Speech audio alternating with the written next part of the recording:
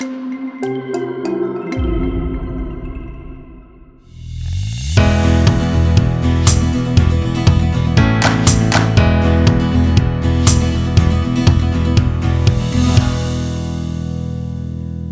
a continuar con la serie Creciendo en Cristo. Como siempre he aclarado, cuando decimos creciendo en Cristo, estamos refiriéndonos a crecer en el carácter de Cristo. No se trata de crecer en posiciones, no se trata de crecer en responsabilidades ministeriales, como se conoce eclesiásticamente, sino que se trata de parecernos más a Él. Mire, no importa si usted crece en títulos o crece en responsabilidades, si en la medida que usted crece en responsabilidades, decrece en parecerse a Cristo, usted no ha crecido nada. Lo más importante en la vida cristiana es parecernos más a Él. Eso es lo más importante. Los títulos, las responsabilidades, las tareas son importantes, pero vienen después. Lo que es siempre prioridad es conocerlo a Él. El apóstol Pablo, quizás el mayor ejemplo que podamos tener después de Cristo, el apóstol Pablo decía que él no lo había alcanzado todavía, que una cosa hacía, que proseguía al blanco, que continuaba creciendo, que continuaba caminando. Alguien como el apóstol Pablo, quien escribió la mitad del Nuevo Testamento. Impresionante. Nosotros, lo que quiero decir con eso es que todos nosotros tenemos mucho por crecer, mucho por caminar. Yo ahorita cumplo 44 años, toda mi vida en el Evangelio, me falta mucho por crecer.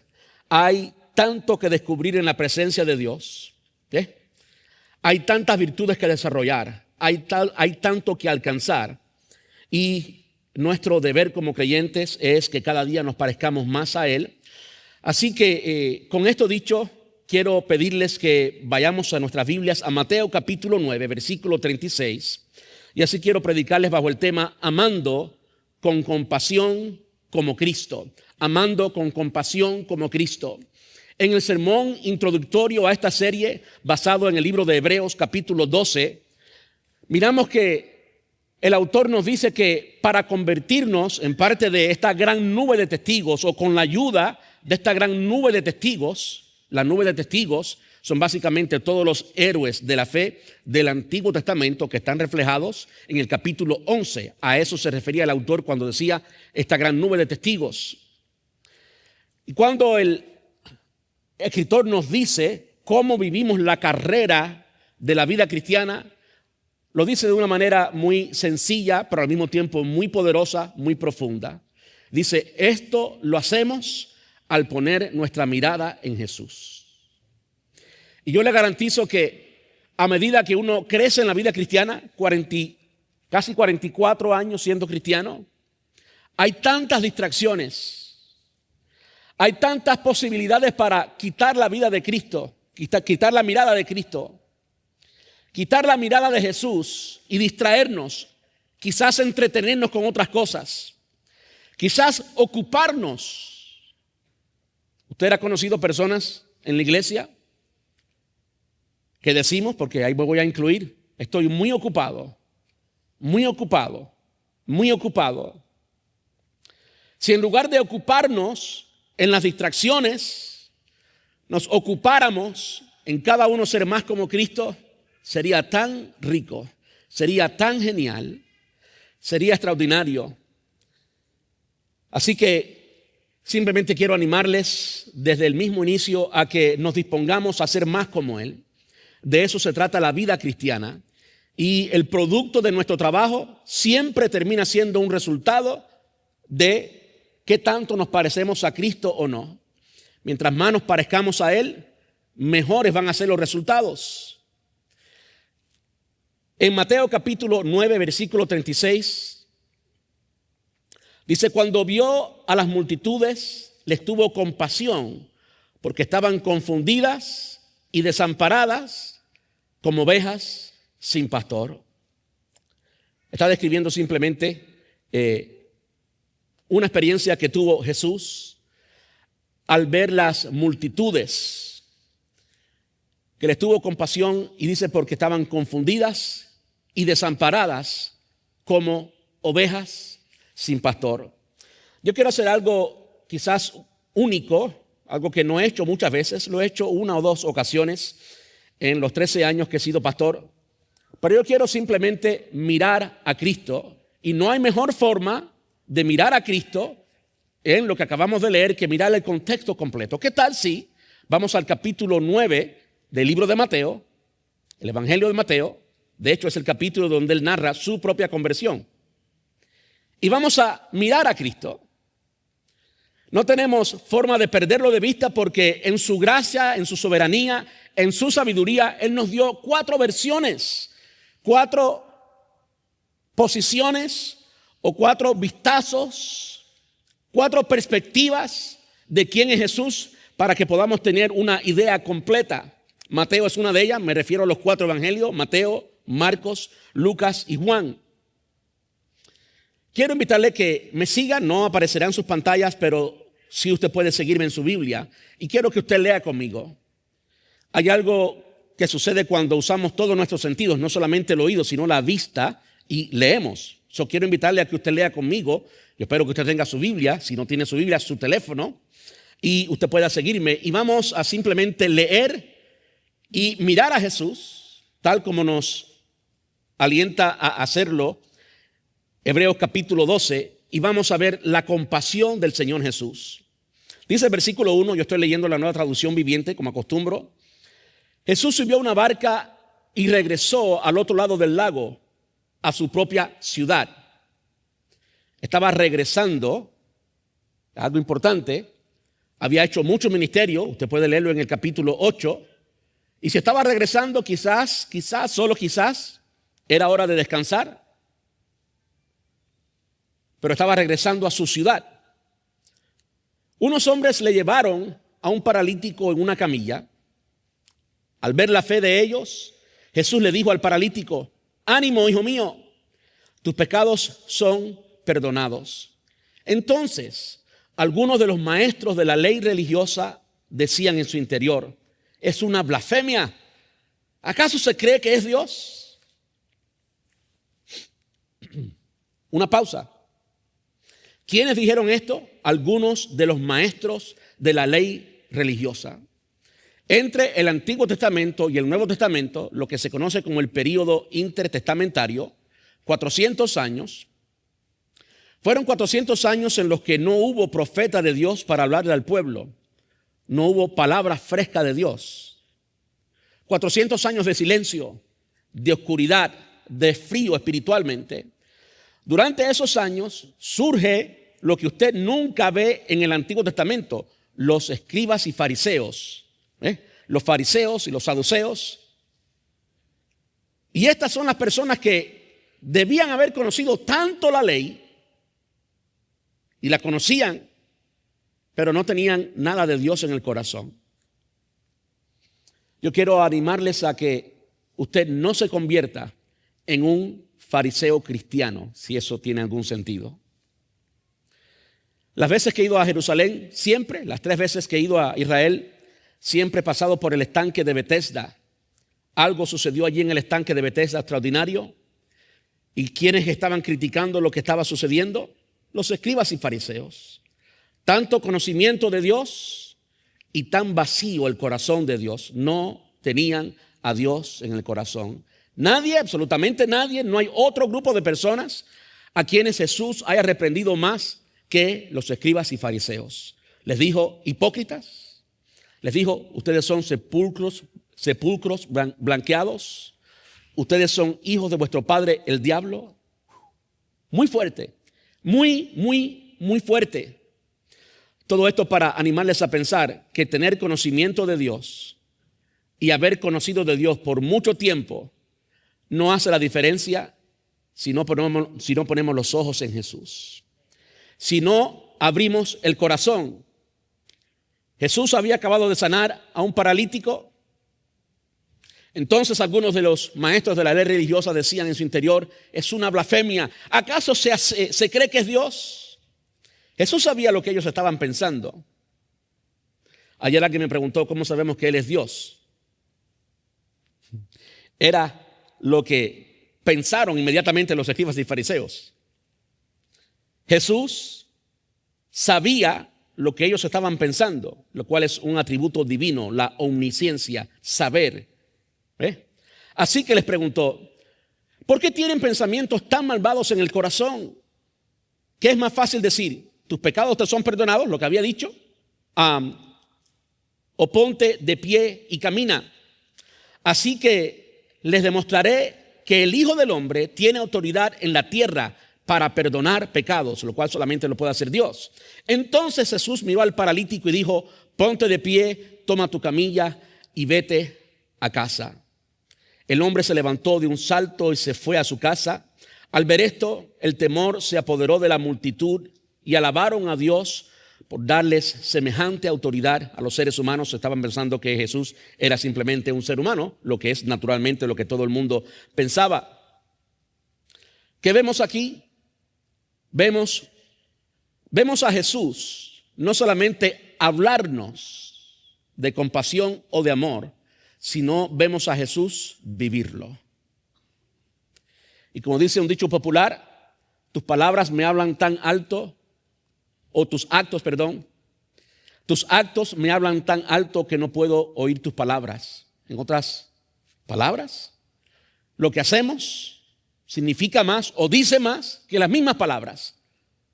Entonces, si miramos a Jesús, estamos viendo que está diciendo con sus actos, no solamente con sus palabras, que Él realmente ama a las personas y que Él es un Dios compasivo, que Él tenía compasión de esta persona que había sido paralítica. Aquellos escribas y fariseos, doctores en la ley que tenían tanto conocimiento, tenían el corazón vacío y lo único que cabía en el corazón de ellos era crítica al maestro, a Jesús. Tenían la oportunidad de ver físicamente a Jesús y lo que estaban mirando eran las faltas que según ellos tenía Jesús. Qué malo es llegar a ser religioso sin tener una relación con Jesús. Qué malo es conocer la Biblia sin vivirla. Qué malo es convertirse en un hipócrita. Y todos nosotros estamos en riesgo de eso cuando conocemos, pero el corazón está en otro lado. Cuando quien se sienta en el trono del corazón es el yo y no Cristo. Cuando comenzamos a mirar los placeres de la vida, qué rico. Dios, todo lo que existe, pues Dios nos lo dio para que disfrutáramos, pero no se puede convertir en el Dios, en el trono de tu corazón. Y cuando pones muchas cosas por encima de Dios, estás endiosando, estás idolatrando algo que no merece estar en el trono de tu corazón. Entonces Mateo nos dice cómo Dios lo llama, como Jesús lo llama a él. Mateo está escribiendo de sí mismo.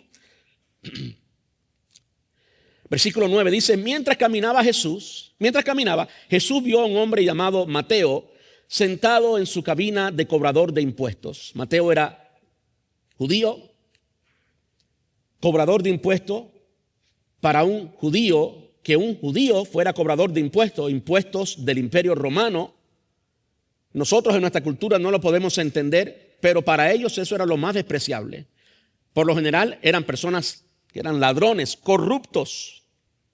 Jesús vio a este hombre llamado Mateo sentado en su cabina de cobrador de impuestos. Sígueme y sé mi discípulo, le dijo Jesús. Entonces Mateo se levantó y lo siguió.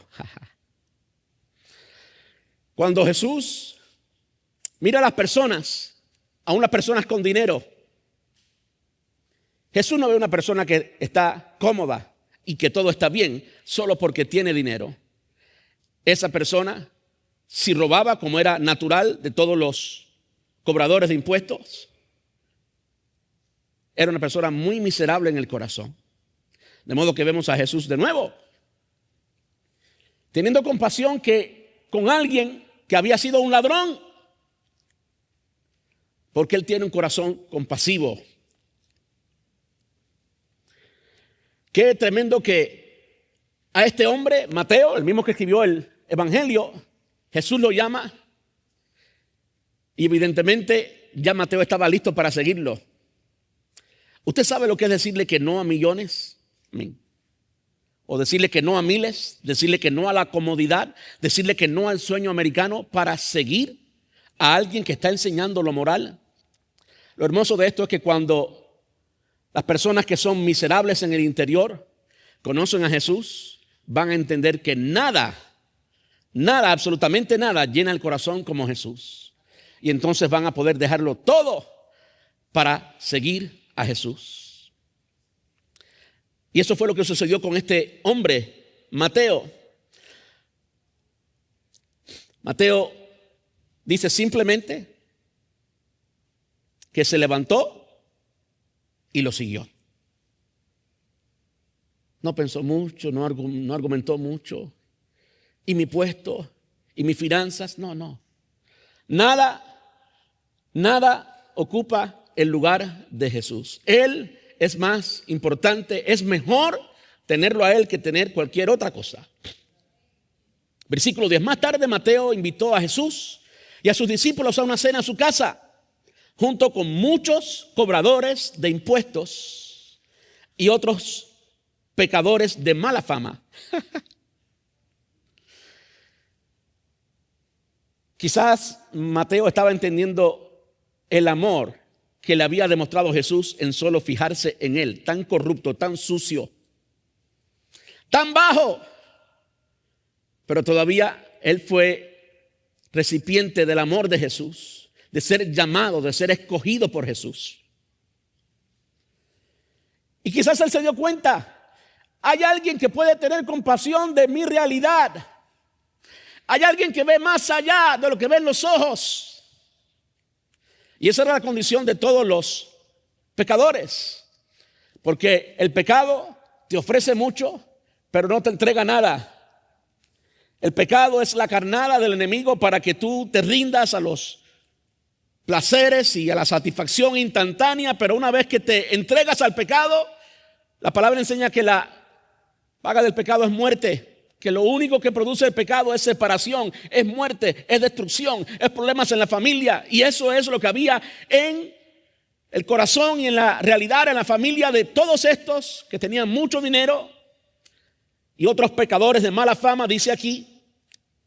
Y qué extraordinario, qué tremendo que allí estaba el Santo de Israel, el justo, el que nunca pecó, el que conocía toda la ley. ¿Se dan cuenta? Él tenía un corazón compasivo. Y aunque era el centro de lo que mundialmente conocemos como la religión, no era religioso. Jesús no era religioso. Él tenía una relación con el Padre extraordinaria. Y no era religioso porque allí fue él a comer con todos los pecadores, con todos los que tenían mala fama. Cuando los fariseos, los que se creían más santos que nadie, cuando los fariseos vieron esto, preguntaron a los discípulos, ¿por qué su maestro come con semejante escoria? Y a usted ve una imagen de lo que eran los cobradores de impuestos para los judíos, para la élite religiosa judía, escoria. Cuando Jesús los oyó, les dijo, la gente sana no necesita médico, los enfermos sí. Luego añadió, ahora vayan y aprendan el significado de la siguiente escritura. Es decir, ellos eran escribas y fariseos, la élite religiosa, conocían el Antiguo Testamento. Y Jesús se da cuenta que ellos no tenían nada bueno en el corazón, que no entendían lo que era el corazón de Dios. Y le dicen, vayan y aprendan el significado de esta escritura. Y le cita Oseas, el profeta Oseas, capítulo 6 y versículo 6. La cita que estaba invitándoles a que fueran, leyeran e interpretaran, dice, quiero que tengan compasión, no que ofrezcan sacrificios, pues no he venido para llamar a los que se creen justos, sino a los que saben que son pecadores. Extraordinario. Quiero que tengan compasión, no que ofrezcan sacrificio. Para la élite religiosa judía, el servicio religioso consistía en ofrecer sacrificio. Es lo que hacía el sumo sacerdote, ofrecer sacrificio por el perdón, tanto como se hacía en el Antiguo Testamento. Y aquí está usando un profeta del Antiguo Testamento, Oseas, capítulo 6 y versículo 6, y Jesús les está diciendo a ellos que ellos están totalmente perdidos, que habían perdido la esencia de lo que Dios quería decir, porque quiero que tengan compasión. ¿Compasión con quién? Con todo pecador. A veces pensamos que los que tienen una vida, quote unquote, moral, o que tienen dinero y no tienen mucha necesidad, en otras palabras, los que quizás no han pasado por la drogadicción, por la homosexualidad y demás, y creen que esas personas están bien, porque a la vista no son miserables, pero Dios los ve como miserables y realmente son miserables. No hay nadie que pueda ser realmente feliz. No conocen realmente la felicidad si Jesús no habita allí. Y evidentemente Jesús tenía compasión de ellos también. Déjame apurarme un poquito más, si no, no terminamos hoy. Qué extraordinario que Jesús les recuerda que tengan compasión. Es más importante que toda su obra religiosa con ofrecer sacrificios. Versículo 14.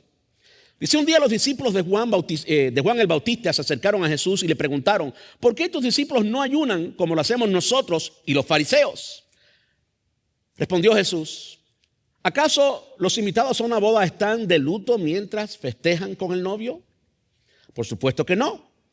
Pero un día el novio será llevado y entonces sí ayunarán.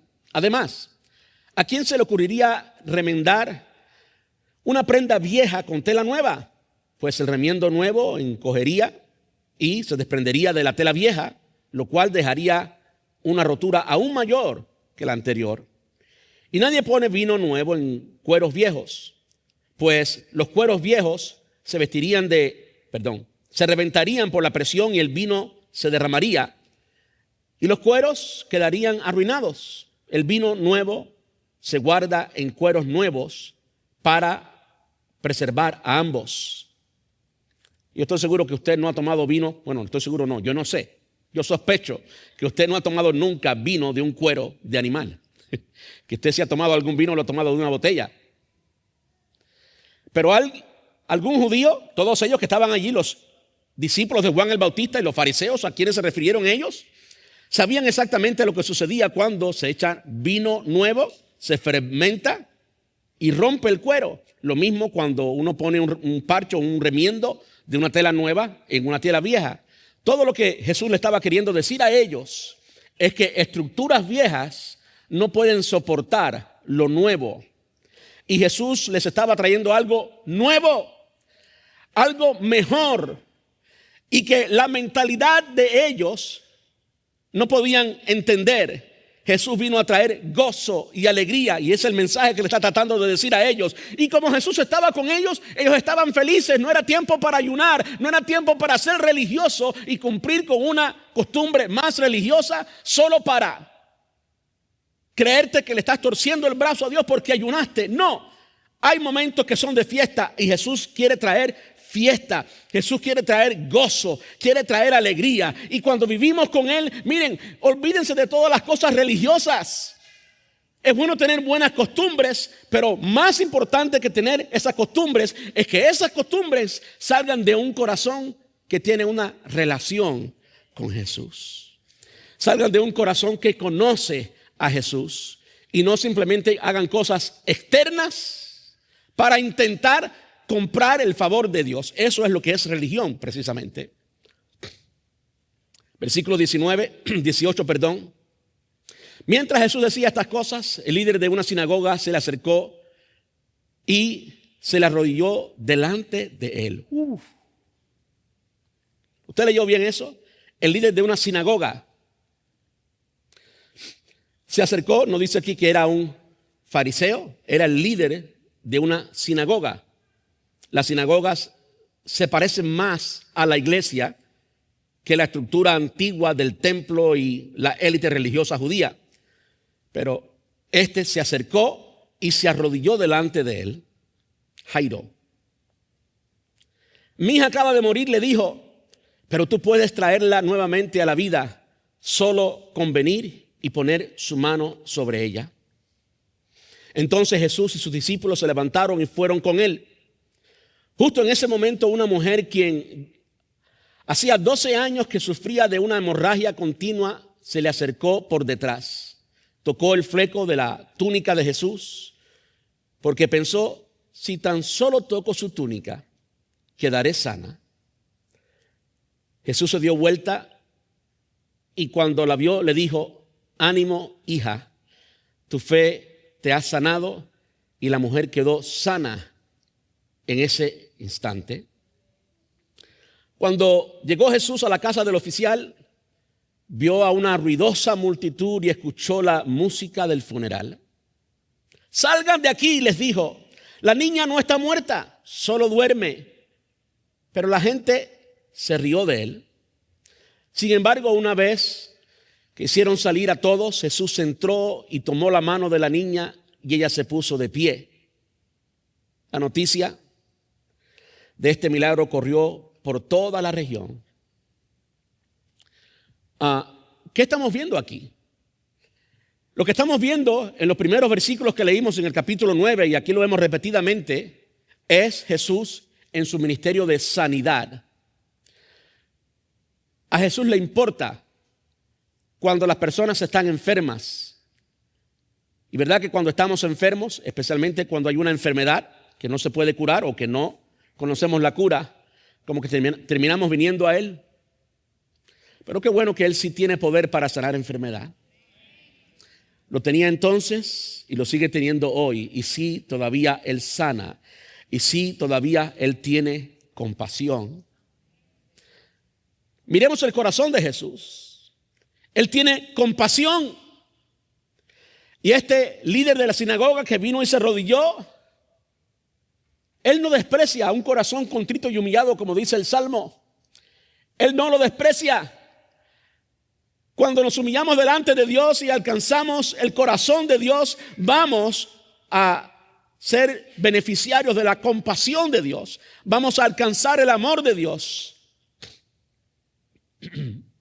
Aquí Jesús, pues, de camino a sanar la hija de este director de la sinagoga, es detenido, como que está en un apuro por un compromiso causado por la compasión, y en medio de ese camino ve otra necesidad de compasión diferente y llega esta mujer que decía, si tan solo toco su manto seré sana. Y en efecto Jesús la sanó. ¿Usted ve la necesidad que había en la gente? Si usted lee el capítulo 8, lo que precede a esto por supuesto, y ahora lee el capítulo 9, usted puede notar la desesperación que había en la gente y ve cómo Jesús responde a esa desesperación porque Él tiene un corazón compasivo. Ya había muerto, tenía música fúnebre o del funeral, pero Jesús llegó y dio vida, porque Él no solamente sana, Él también puede resucitar. Él es todopoderoso. Después vemos cómo Jesús sana a unos ciegos.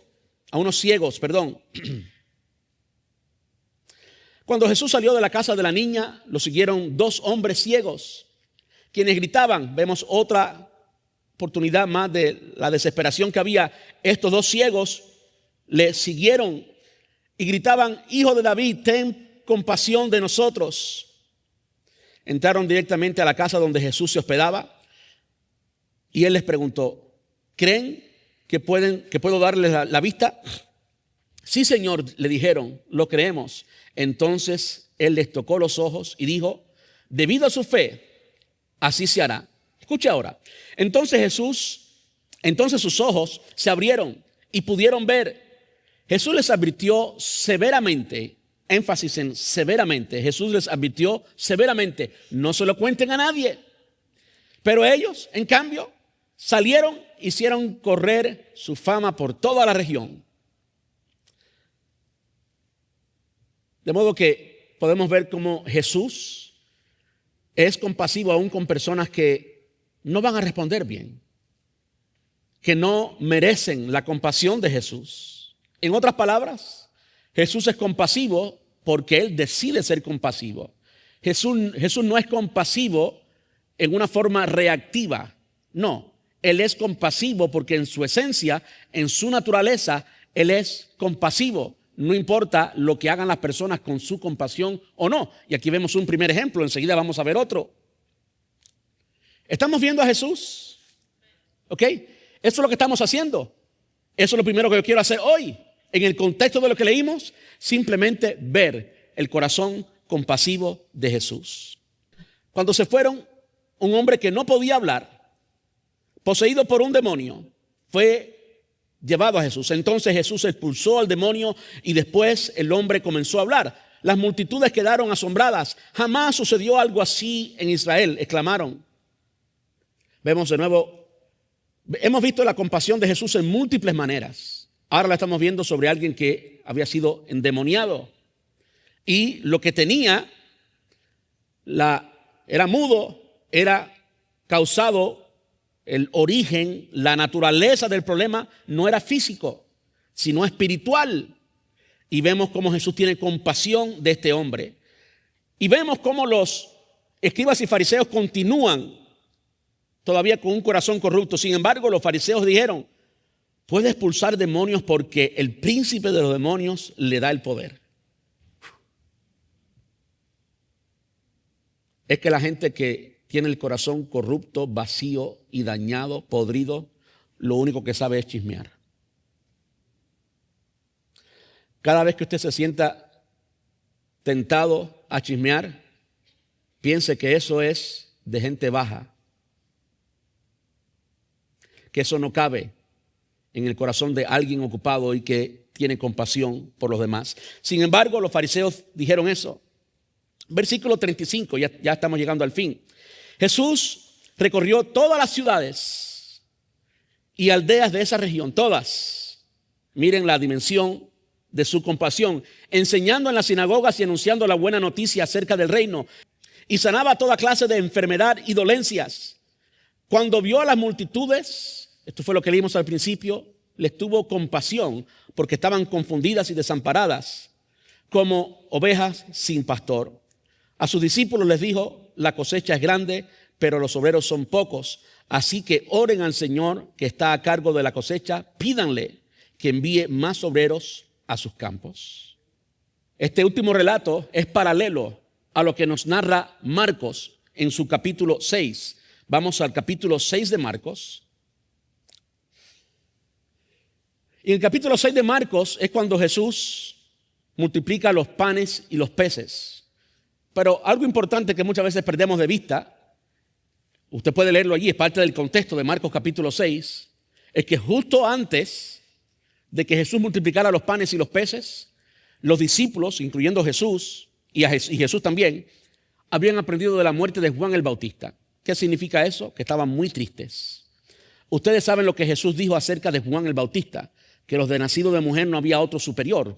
Juan el Bautista era primo y no solamente primo, no era solamente familiar, era alguien que había preparado el camino para Jesús, era alguien importante para Jesús. Jesús y los discípulos estaban tristes por la muerte de Juan el Bautista, tristes. Estaban muy cansados, dice el versículo 32. Así que salieron en la barca a un lugar tranquilo. Vamos a leer desde el 31 mejor. Marcos 6, 31. Dice, entonces Jesús les dijo, vayamos solos a un lugar tranquilo para descansar un rato. Lo que estoy viendo es que estaban tristes y literalmente el mismo Jesús reconoce que estaban cansados.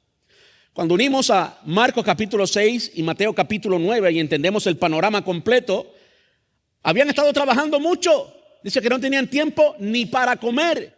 Estaban tristes y muy cansados, tan cansados que Jesús los llama y le dice, vamos a un lugar a solas, tranquilo, para que descansen.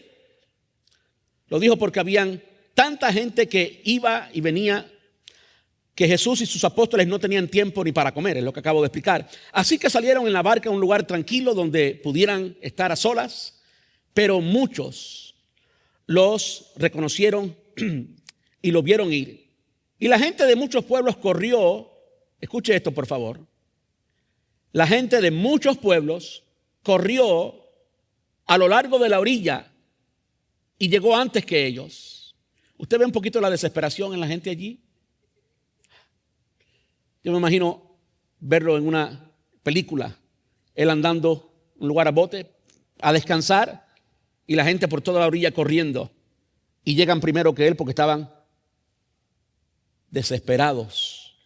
Dice el versículo 34, cuando Jesús salió de la barca, vio a la gran multitud y tuvo compasión de ellos, porque eran como ovejas sin pastor, las mismas palabras. Entonces comenzó a enseñarles muchas cosas. En otras palabras, la compasión que tenía Jesús por las multitudes era más que el cansancio, era más fuerte que la tristeza, era más fuerte que el hambre, porque también tenían hambre. Pero más que todas esas cosas, Jesús tenía compasión por estas personas y Jesús salió, vio la gran multitud y tuvo compasión de ellos. Dice el 35, al atardecer, los discípulos se le acercaron y le dijeron, este es un lugar alejado y ya se está haciendo tarde. Despide a las multitudes para que puedan ir a las granjas y las aldeas cercanas a comprar algo. Jesús les dijo, denle vosotros de comer. Voy a dejarlo ahí. Vemos cómo la compasión de Jesús lo llevó a de nuevo vencer el dolor, la tristeza que tenían, a vencer el hambre, a vencer el cansancio. Y en ese contexto, los discípulos se acercan a él de nuevo y dicen, despide a esta gente. Habían 5,000 hombres, dice la palabra. Evidentemente habían niños, porque fue un niño quien trajo los peces y los panes para que Jesús los multiplicara. Y consecuentemente podemos creer que había mujeres. Los estudiosos de la Biblia dicen que tenían que haber alrededor de unas 15,000 personas. Lo extraordinario de todo esto es que sí, todos conocen la historia. Jesús multiplicó los panes y los peces en las manos de los discípulos y todos comieron. Yo he tenido la bendición de estar en el lugar donde esto sucedió. Ellos comieron todos. Sobraron 12 cestas llenas. Hubo abundante, porque Jesús es así de generoso y bueno. Hay abundante. Él no le causa placer que las personas pasen necesidad y hambre. No, Él quiere dar abundante. Pero interesante, cuando termina esto, todas esas personas se van. Y ninguna quiere seguir más a Jesús. Fueron a Jesús por los panes y los peces, por el beneficio, porque tenían hambre. Pero una vez que se llenaron la panza, pues ya no tenían hambre, ya no necesitan a Jesús. Lo impresionante es que Jesús sabía todo esto y aún así pasó por esa cantidad de esfuerzo de pasar el sufrimiento o de superar el sufrimiento, superar el hambre, superar el cansancio, por el hambre y la desesperación que había en estas personas que al final eran ingratas, que no merecían el favor de Dios, pero aún así Él decidió darles lo que les dio porque Él es un Dios compasivo y hizo que los discípulos fueran parte de esto y que el pan se multiplicara en sus manos y que tuvieran que actuar con compasión, tal como Jesús es compasivo. Sabemos esto porque al final los discípulos le dicen a Jesús, mira, la gente se han ido todos. Y Jesús le dice, ¿ustedes quieren irse también? Como que esta gente estaban allí solo por los panes y los peces. Pero eso no cambió la acción de Jesús. Jesús todavía les dio. Yo sé que quizás puede sonar un poquito aburrido, pero espero que estén conmigo en el sermón. Hemos visto a Jesús. Leí solamente Marcos porque es paralelo, es exacto lo que sucede en Mateo capítulo 9. Ahora quiero animarles a ver cómo nosotros podemos tener un corazón compasivo. Antes de hablar de eso, quiero decirle de algo que fue parte de lo que enseñé esta semana en esta conferencia en Placetas, Santa Clara, Cuba, y tiene que ver con una palabra en latín, missio Dei, missio como misión, missio Dei. Si lo traducimos, aunque no tiene una traducción completamente directa, es la misión de Dios. Y missio Dei es algo que se llegó a establecer como una doctrina, como una forma de pensar para allá en 1952, pero tiene que ver con el entender que la misión de Dios, nótese que nos estamos refiriendo a la misión, como si fuera una sola. La misión de Dios es una. Y Jesús y la salvación y el evangelio es parte de la misión. Cuando tú y yo pensamos en misión, pensamos en Mateo capítulo 28, la gran comisión. Por tanto, ir y hacer discípulos a todas las naciones, bautizándolos en el nombre del Padre, del Hijo, del Espíritu Santo, enseñándoles que guarden todas las cosas que os he mandado. Y he aquí, yo estoy con vosotros todos los días hasta el fin del mundo. Vayan a todas las naciones. Pensamos en Hechos 1:8. Seréis testigos en Jerusalén, en Judea, en Samaria y hasta lo último de la tierra. Y pensamos que ir hasta lo último de la tierra es la misión. Pero Mission Day, el concepto de Mission Day nos dice que la misión de Dios, ¿ok?, no nace en el Monte de los Olivos con la gran comisión. No, la misión de Dios, Dios está en una misión. Dios está cumpliendo su propósito, ejerciendo su propósito desde el día 1 de la creación. Y vemos la misión de Dios, el corazón de Dios, lo que apasiona a Dios. Inmediatamente en el huerto del Edén, cuando el hombre cayó, inmediatamente, ¿qué hizo Dios? ¿Dónde estás? Dios estaba buscando al hombre. Y después, no solamente le preguntó, después hizo algo. Mató un animal para cubrir la desnudez del hombre. Ahí vemos el principio de Mission Day. Y todo lo que sucede en la forma en que Dios obra redentoramente o redentivamente en todo lo largo de la historia con las naciones, con Israel. Eso es parte de la misión de Dios. Parte de la misión de Dios, y la razón por la que traigo esto es porque no es, escuche esto por favor, la misión de Dios no es solamente predicar el evangelio y la salvación. Aquí vemos a personas enfermas, eso es la misión de Dios. Aquí vemos a personas endemoniadas, eso es la misión de Dios. Aquí vemos a personas confundidas, eso es la misión de Dios. Aquí vemos a personas que moralmente no estaban bien, eso es la misión de Dios. La misión de Dios no es solamente predicar el evangelio, la misión de Dios tiene también estas formas. Y por eso Jesús sanaba, alimentaba.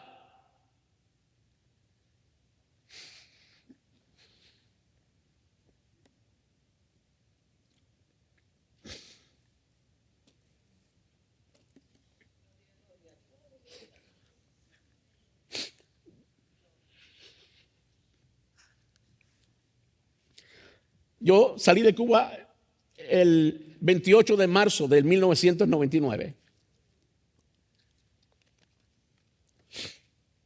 Poco tiempo después murieron mis abuelos, fui unas 2 veces más. Y por 17 años no fui más a Cuba. Me duele mucho. Y en marzo fui, después de 17 años de no ir. Y pues conocí cómo estaban las cosas y ahora fui de nuevo y pasé 2 noches en las que no había electricidad. Gente desesperada. Gracias, brother. Gente desesperada. Les hablaba ahorita de lo excelente que fue esta conferencia, este encuentro de instituciones teológicas. Gente preparada, gente que ama a Dios. Gente que viajaron 4 horas o más de 4 horas para estar allí. ¿Cómo no íbamos a proveerle almuerzo? Y me rompió el corazón que uno de los líderes de la iglesia, creo yo que era el administrador o algo así, cuando terminamos estaba afuera recogiendo los platos plásticos y los tenedores plásticos desechables para limpiarlos. Y como que era algo normal. Todo el mundo lo vio. Gente bien vestida, gente con mucho conocimiento, doctores médicamente, doctores en teología. Era lo normal. Y después de camino a hacer ciertas gestiones, la conversación era lo normal. ¿Cómo no vamos a tener compasión?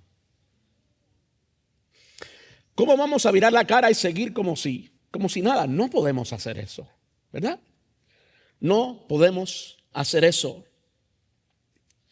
La misión de Dios está a nuestro alrededor y no es solo predicar la salvación es amar. Y es amar con compasión.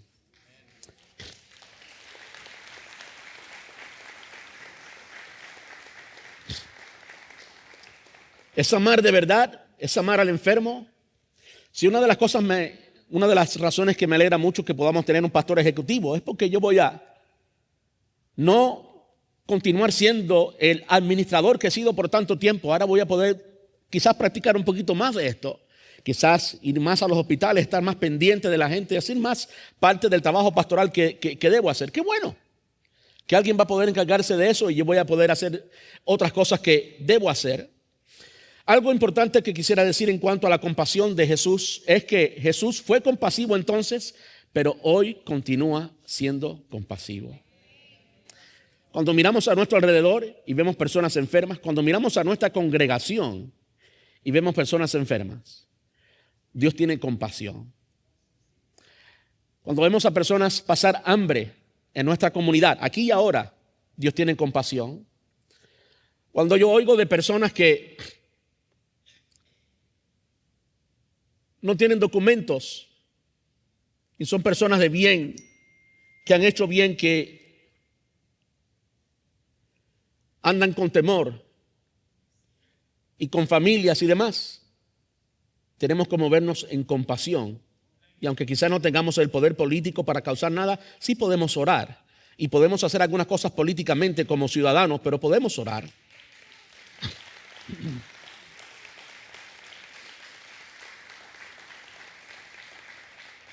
Yo creo que cualquier persona que ama a nuestra nación está de acuerdo en que personas que causen daño a nuestra nación pues regresen y sean enviados, ¿verdad? Pero hay tanta gente buena. Tenemos que orar por esa gente. Tenemos que orar por esa gente. Tenemos que ayudar a esa gente. Personas que no hablan inglés, que han perdido su trabajo porque no hablan inglés, tenemos que orar por esa gente. Y si a cierta autoridad se le está yendo la mano, bueno, pues el cuerpo de Cristo tiene que hacer lo que tenemos que hacer, porque nuestro Dios no es ningún hombre, nuestro Dios es Jesús y Él fue compasivo. Muy recto, muy santo, muy justo, sumiso a la ley, no hay problema, pero compasivo y cumpliendo la ley de Dios siempre por encima de todo. Quiero darle 3 pasos para convertirnos en gente compasiva como Jesús. Y quiero ir y básicamente hacer un poquito de exégesis y entrar profundo en el versículo que leímos originalmente. Es decir, Mateo 9:36, cuando vio las multitudes, les tuvo compasión porque estaban confundidas y desamparadas como ovejas que no tenían pastor. Lo primero que debiéramos hacer es lo que ya hemos hecho, es mirar a Cristo. Si usted quiere la solución para un problema, tiene que parar de hablar del problema y comenzar a hablar de la solución. Si usted quiere solucionar un problema en su matrimonio, tiene que dejar de hablar del problema y verbalizar la solución. Para parecernos a Cristo tenemos que mirarlo a Él, amarlo a Él, tener comunión con Él, orar, conversar con Él, abrir el corazón y tener comunicación con Él. Ahora, si vamos a mirarlo en el pasaje bíblico, dice, cuando vio las multitudes. La compasión comienza con ver como Cristo ve. Cuando miramos a nuestro alrededor y vemos físicamente a las personas, ¿qué tú ves? ¿Qué es lo que tú ves? En el caso de Mateo, lo que se veía era una gente rica, pero era un corazón miserable. ¿Se da cuenta? Tenemos que ver más allá de lo que se ve físicamente con nuestros ojos y ver lo que Dios ve. Cada persona es una historia. Cada persona es una historia. Aún los criminales tienen su historia que los llevó a hacer crímenes y comportarse criminalmente. Hay que tener compasión. Hay que verlos como Dios los ve. Porque delante de Dios, según el discernimiento divino, según la perspectiva divina, todos nosotros somos criminales, somos enemigos de Dios, todos nosotros. Ninguno merece el favor de Dios. Así que, cuando miremos a todas las personas a nuestro alrededor, Sí, aplicamos su castigo y demás, no me malentienda, pero vamos a ver más allá. Vamos a ver el corazón. No solamente vamos a ver como Dios ve, el versículo continúa diciendo, les tuvo compasión porque estaban confundidas y desamparadas. La compasión nos mueve a sentir como Dios siente. Y sabe, muchas veces vemos a las personas, miramos a nuestra familia quizás, a nuestros amigos, a nuestros compañeros, y si no estamos viendo la condición del corazón, no estamos viendo como Dios. El primer paso para actuar en compasión como Dios es mirar como Dios ve. Sigue orando, sigue hablando con Dios hasta que puedas mirar a través de sus ojos y puedas mirar a las personas como Él las ve. Y después que las ves, ahora ¿qué estás sintiendo? ¿Qué estás sintiendo? Hay muchas personas confundidas y desamparadas.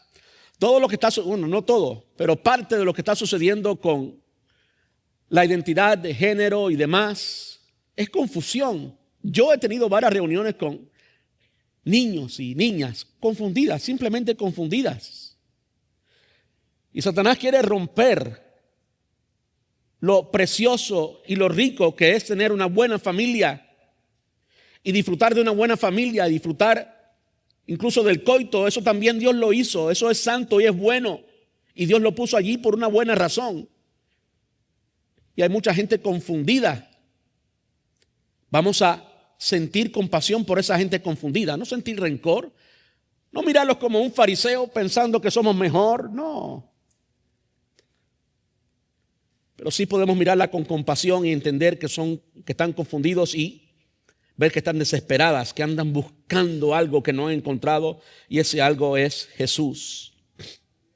Por último, porque ya el tiempo se me agota, la compasión nos impulsa a actuar como Jesús. Entonces Jesús dijo a sus discípulos, versículo 37, la cosecha es grande, pero los obreros son pocos. En otras palabras, hay mucho trabajo que hacer. Hay mucho trabajo que hacer. Por eso a mí me dio tanta alegría participar de Groups University, porque es el entrenamiento teórico, es solo teórico por ahora, todavía no es práctico, pero es un paso más a hacer algo. Y qué bueno que podamos tener un pastor ejecutivo, porque toda maquinaria, todo cuerpo necesita orden, necesita una parte administrativa. Yo puedo poner el corazón, pero yo no puedo poner el corazón y poner los pies y poner las manos y poner las orejas y poner la nariz. No, yo soy uno solo. Qué bueno que podamos todos juntos trabajar como un equipo y sistemas. El cuerpo es órganos y sistemas de órganos, y uno está dentro del otro estructural y funcionalmente. Así también es el cuerpo de Cristo, un cuerpo saludable. La iglesia local tiene que ser un cuerpo saludable, que no solamente ve como Dios ve, sino que siente lo que Dios siente. Y no, Dios no siente rechazo, Dios siente compasión por todos los que están a su alrededor, porque en realidad la condición que tiene es caracterizada por el pecado, y la única solución para el pecado es Cristo, y por lo tanto hay que tener compasión por ellos. Y después de tener compasión, sentir como Dios siente, ahora vamos a trabajar, vamos a rogarle al Padre que envíe obreros a la mies. Yo quiero pedirle que estemos puestos en pie. Si hay alguien entre nosotros hoy que está lejos del Señor, yo quiero decirle que usted no está aquí por casualidad, que Dios te ama, que así como llamó a Mateo, Dios te ha estado llamando hoy, y que Él te llama porque Él tiene un plan mejor que el que tú tienes para ti mismo. Él tiene uno mejor. Él tiene muchas cosas buenas para darte. Entonces yo quiero pedirte que simplemente abras el corazón, que invites a Jesús y que disfrutes de todo lo que Él tiene para ti, que disfrutes de su amor y su relación contigo. Y si entre nosotros hay personas que conocen la pasión, conocen la satisfacción, la alegría, el gozo, el amor que se experimenta en servir a Cristo, y no estás sirviéndole, no estás haciendo algo, pues mira, añádete a los equipos. Y sí, no hay equipos perfectos, todos somos imperfectos. pero servimos. Servimos juntos y servimos con amor. Les decía ahorita que Jesús continúa teniendo compasión hoy. Y la compasión de Jesús hoy se extiende a nuestra comunidad, se extiende a personas que no son cristianas a través de su cuerpo, de la iglesia. En otras palabras, la palabra enseña que el corazón nuestro, que el Espíritu Santo ha sido derramado en nuestro corazón, que el amor de Dios ha sido derramado en nuestro corazón. De modo que tú y yo, si amamos al Señor, si somos su cuerpo, somos su iglesia, tenemos ese ADN de compasión, de amor expresado en la compasión que tuvo Jesús, y Él va a hacerlo llegar a las personas en nuestra comunidad a través de ti y a través de mí. En otras palabras, Dios nos quiere dar la oportunidad a que nosotros sintamos esa compasión, a que nosotros seamos sus manos y sus pies, a que nosotros quizás tengamos que vencer como los discípulos, tengamos que vencer quizás cansancio, quizás tristeza, quizás hambre.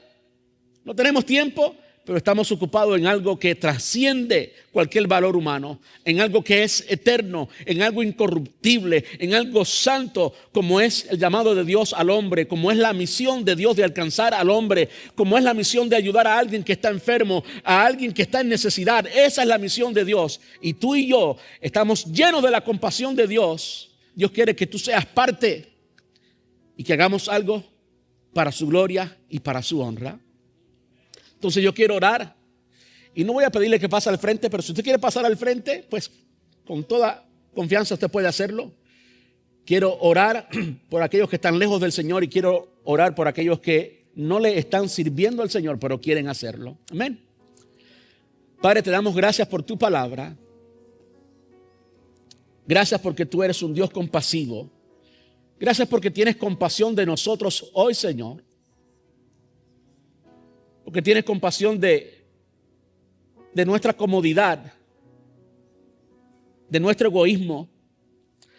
Porque tienes compasión, Señor, de lo perdido que a veces estamos en el rumbo y las cosas que nos faltan para vivir con propósito y significado como tú quieres que vivamos. Aún de eso, tienes compasión hoy, Señor. Gracias porque tú no nos miras con rechazo. Gracias porque tú no nos miras con desprecio.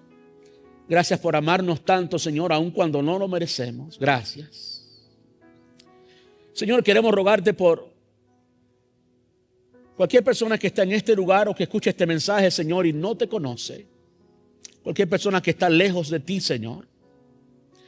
Quiero rogarte que tu amor le alcance, le abrace y lo transforme, Señor. Y que esa persona pueda entender que tú tienes un corazón perdonador y que tú puedes transformar. Que toda persona a quien tú escoges, tú capacitas y puede vencer el pecado, cualquiera que sea el pecado. Que tú eres un Dios de amor y que tú eres un Dios de poder. Salva, Señor. Salva, Señor. Así quiero rogarte por aquellos que no te sirven, que te conocen, que son cristianos, pero que no te sirven, Señor, que estas palabras que tú dijiste, rogar al Padre que envíe obreros a la mies, lata en sus corazones,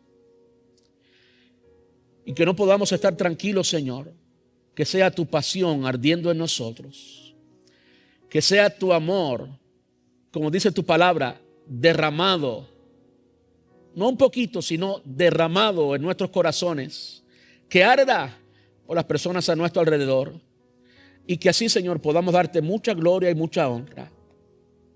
Cuando nuestros vecinos, nuestros familiares, nuestros amigos nos vean y te vean a ti en nosotros, a pesar de nuestras imperfecciones, te vean a ti en nosotros, entonces puedan glorificarte y puedan reconocer que eres tú quien lo ha hecho, Dios.